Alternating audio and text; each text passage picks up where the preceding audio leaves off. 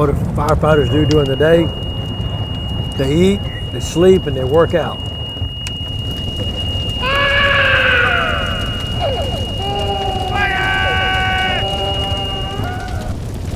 I guess taking care of families in need when there's a fire in their home.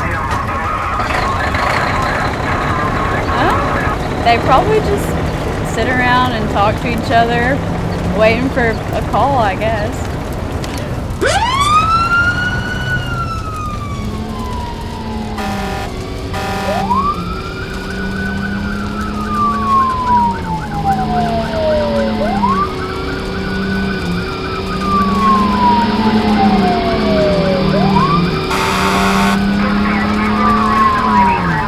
They are constantly on alert for whatever's about to happen.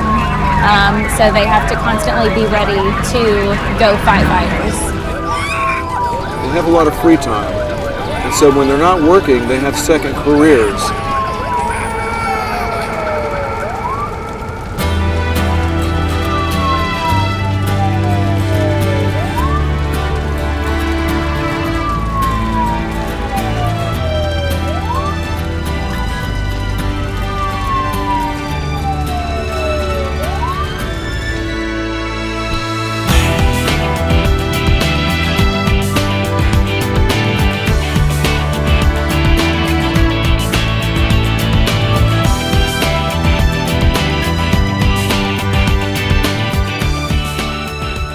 Being a firefighter isn't just about being brave.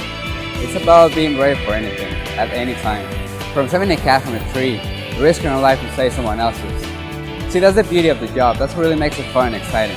To expect the unexpected. Welcome to a day in the life of a firefighter.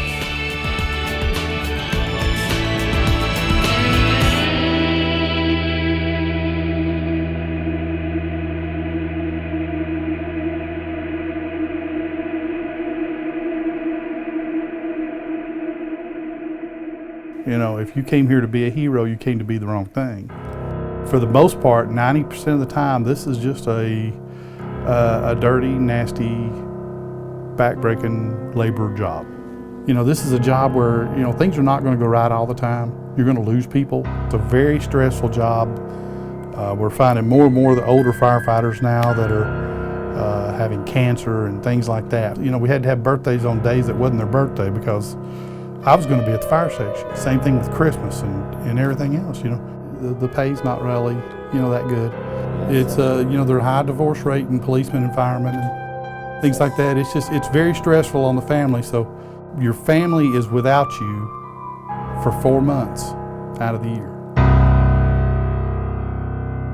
You know, this is what I love doing. I mean, guys, 26 years, I've never once got up and regretted coming to work. And you ask any fireman, and I guarantee they're going to tell you the same thing. In all the years, they've never regretted getting up and coming to the work. Do they feel like they're really making a difference? You could perhaps save a life? They love what they do. I mean, they just absolutely love it. And I can't imagine doing anything else.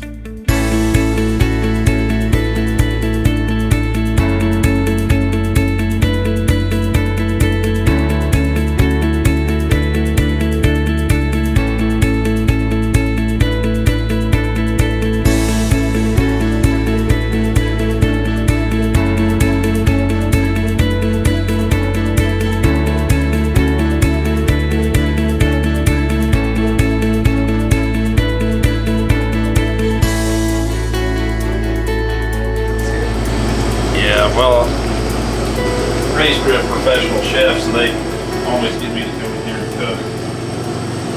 You were a Even though it's professional on my chef? turn. Yeah. Are you?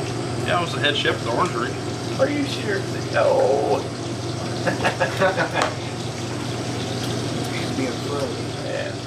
I love my job. I think it's the best job in the world. And what I always tell when we give a tour, you know, we take kids to the station, what I always tell them and what I tell their parents is the reason I love this job is because every day, to a certain degree, is different, you know. And just like I tell them in regards to the tour, you know, you and I we might finish this interview and, you know, without a problem, or I might leave 3 seconds from now and not be back for 10 hours. Excuse me. This, for 10 days a month, we work 10 24-hour shifts a month, roughly. And while we're here, this is our home. You know, typically there's some downtime early. You know, we'd sit down and eat breakfast together, and then we'll, you know, break off, each of us do our chores in our, you know, each part of the station. And usually some training. We keep the station clean, we keep our truck clean, and you know, and in that comes your usual chores, your sweeping, your mopping, you know, making beds.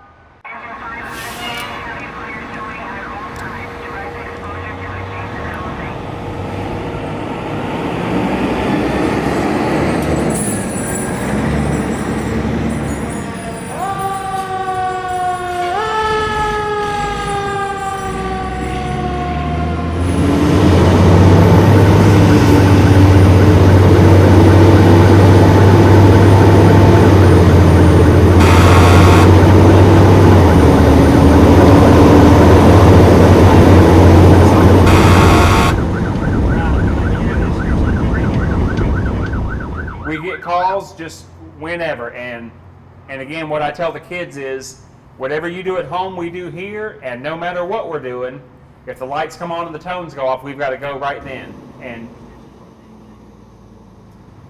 I guess it can be annoying. I mean, at the same time, you know it's the job, and there's times when, you know, there's so many times where we've just set our plates down on the table to eat, and there come the lights and the tones, and we've got to go. And again, sometimes we come right back. Sometimes it's a fire alarm we've been canceled on. We turn around and come right back, or we might be gone for an hour or two. And if we do, we come back, we stick the plate in the microwave, and we'll eat eventually. Guys, this is Ed. He's doing, was it Rome State? Pellissippi. He's, well, anyways, sounds like you know as much as I do. But anyway, he's going to be riding with us today. Oh, okay. Got it cleared through the chief, and he's going to sign some release forms. And he'll ride You with better us. sign a release form. I'm driving, so. Ooh, I don't know if I should go or not. No, maybe not. Saturdays is actually the day that it's supposed to be done, and then we just do it as we need it. We'll be washing ours today sometime. It's dirty. He's going to spend most of the day out, so we're trying to get his done early so he can have a clean vehicle for the day.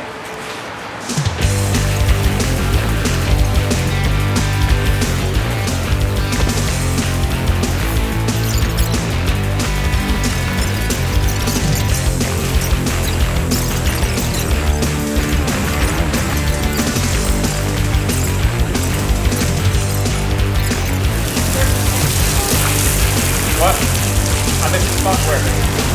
Oh my gosh, this spot.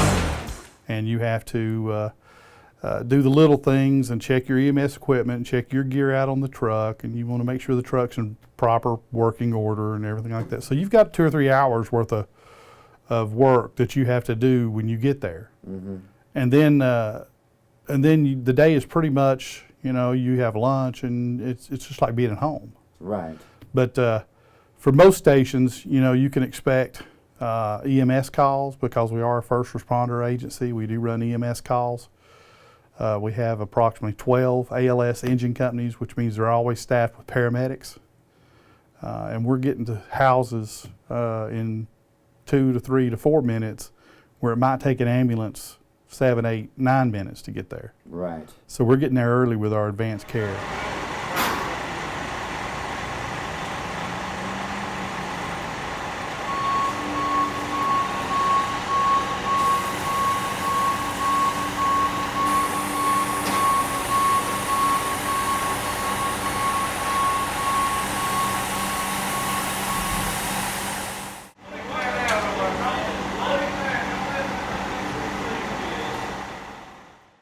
there's a lot of personalities, and every now and then personalities clash or don't mix, but you know.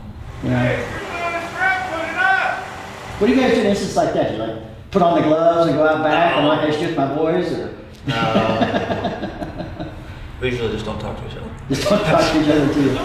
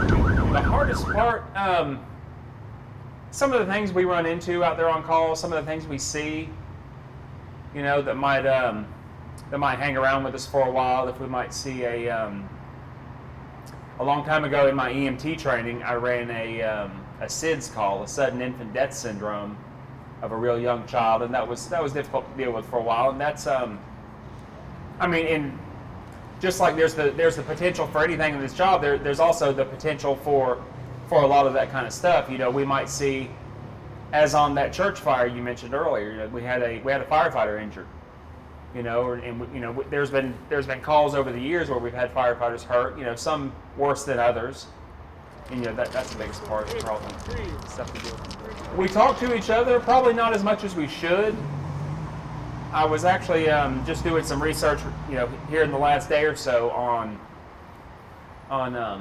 PTSD within this field, within the emergency services field, and reading about the fact that we don't ask for help, you know, near as much as we should. You know, maybe we have kind of a macho mentality about it, where we don't want to ask for help, you know, knowing that the help is out there, and you know, and they'd love to help us. But yeah, for the most part, you know, we don't. I know those of us around here, we don't have a, you know, like I said, we get so close with each other. You get to know them so well that if we have an issue, we don't mind talking to each other about it.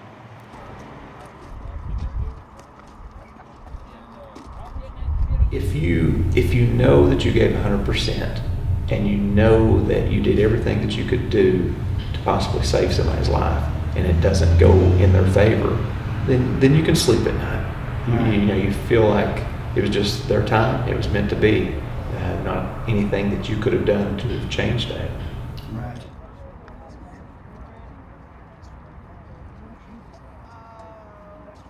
You just know going in, or you learn once you get here, you're gonna win some and you're gonna lose some. You're gonna save some, and then there's some that can't be saved. Mm-hmm. Oh no, these are all, you know, regular members of the department.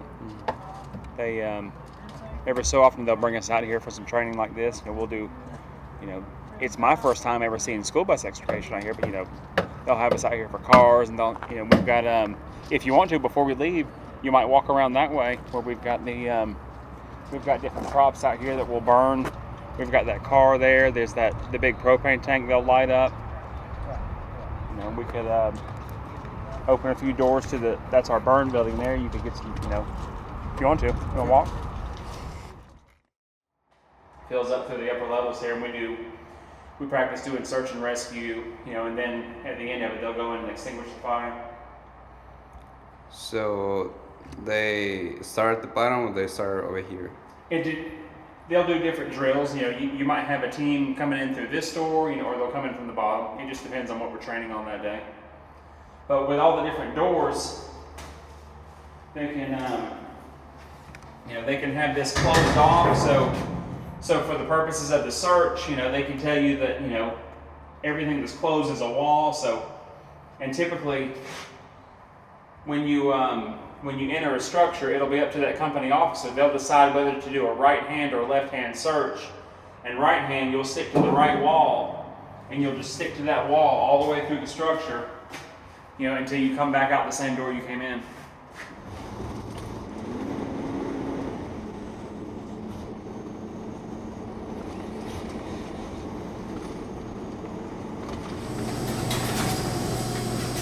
What are you making for supper?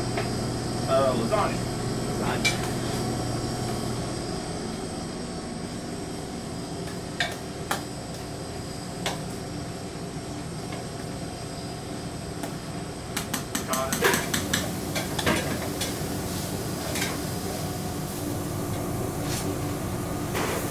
For the record, we do buy our own food. Yeah. Yeah. Big myth. Oh, the cities doesn't pay for all those firemen to go eat. Nah, we pay it ourselves. We do buy our own food, and that's a common misconception among the public. They think that, they think that the city provides our food for us, and when in fact we pay for all of our groceries, we pay for our cable, our internet here at the station we pay for. So there's a some costs that come along. But again, when we're at home, we pay for our food and our cable and our internet. So it's nothing we mind doing, but it's just a misconception that people have.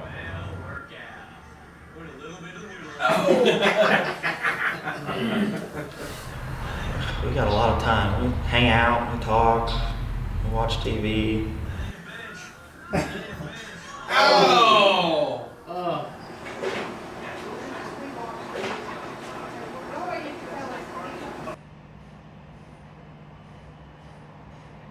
Chores around the station. Do chores, just kind of goof off, just have fun, make the most of the time here.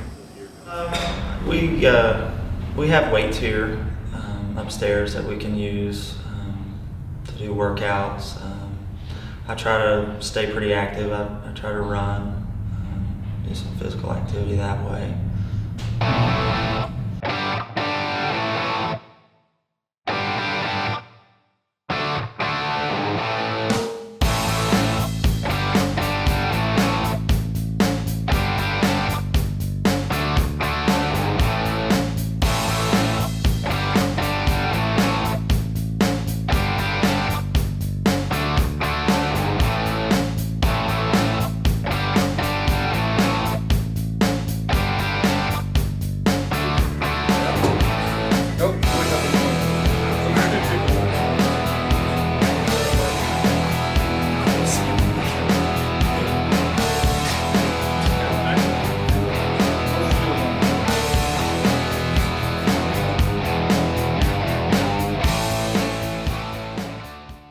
Non-emergency transports, discharges from hospitals back to home, transports to and from dialysis.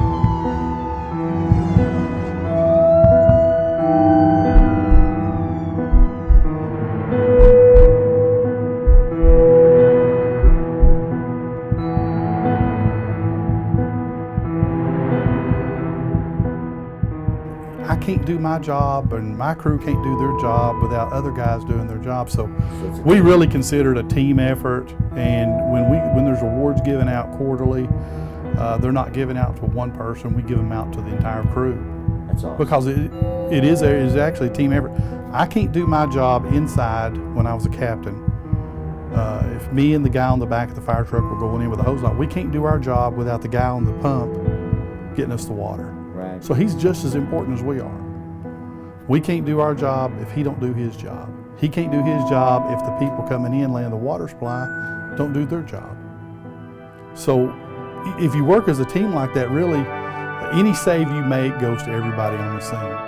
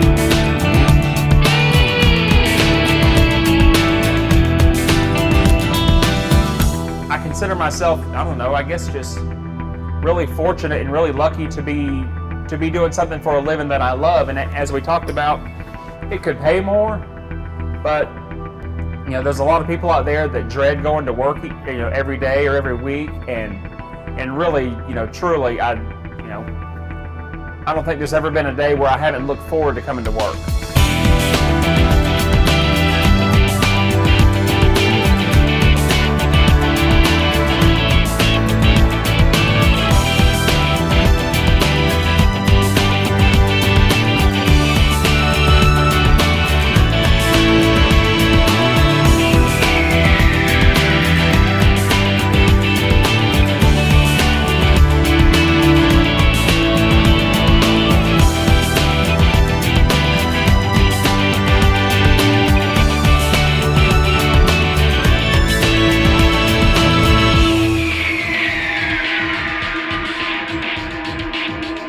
You know, I've had some jobs that paid really, really well, and I could sit around and absolutely do nothing. Right. And go home and you felt like, you know, the best you get out of it is your paycheck.